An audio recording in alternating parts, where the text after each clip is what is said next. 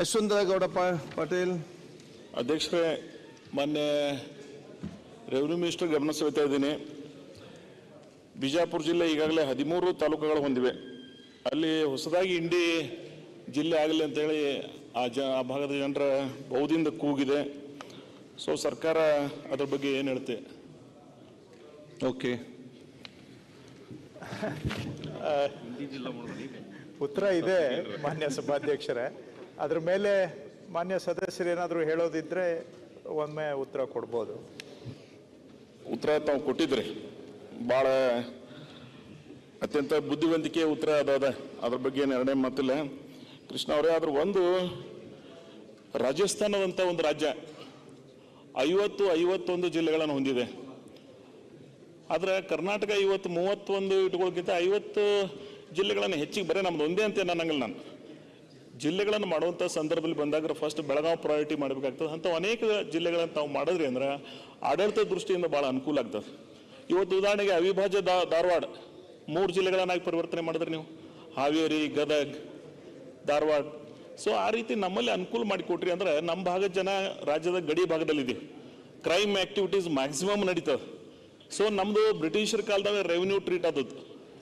ಆಮೇಲೆ ಎಲ್ಲ ಇನ್ಫ್ರಾಸ್ಟ್ರಕ್ಚರ್ ನಾವು ಕ್ರಿಯೇಟ್ ಮಾಡಿದ್ದೀವಿ. ಇವತ್ತಿಗೂ ಸಹಿತ ಎಲ್ಲಿಗೂ ಕೆಲವು ಕಡೆ DC ಆಫೀಸ್ ಚೆನ್ನಾಗಿಲ್ಲ.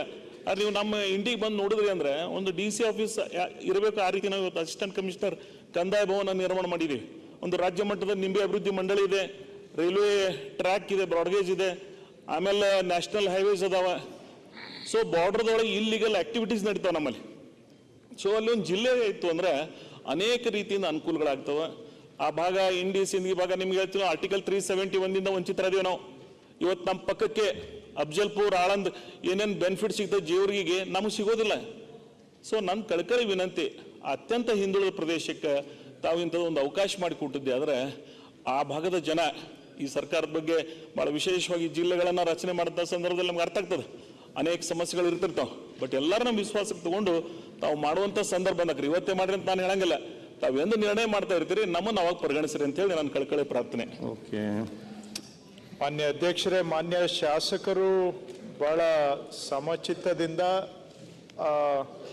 ಭಾಳ ಆಲೋಚನೆ ಮಾಡಿ ಅವರು ಭಾಳ ತೂಕವಾಗಿನೂ ಕೂಡ ಒತ್ತಾಯವನ್ನು ಮಾಡಿದ್ದಾರೆ.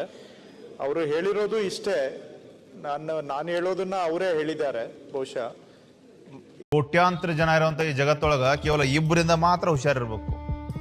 ಒಬ್ರು ನಮ್ ಜೊತೆನ ಇದು ನಮ್ ಸಕ್ಸಸ್ ನೋಡಿ ಉರ್ಕೊಳ್ಳೋರು, ಇನ್ನೊಬ್ರು ನಮ್ಮನ್ನ ತಿಂದು ನಮ್ ಬೆನ್ ಹಿಂದ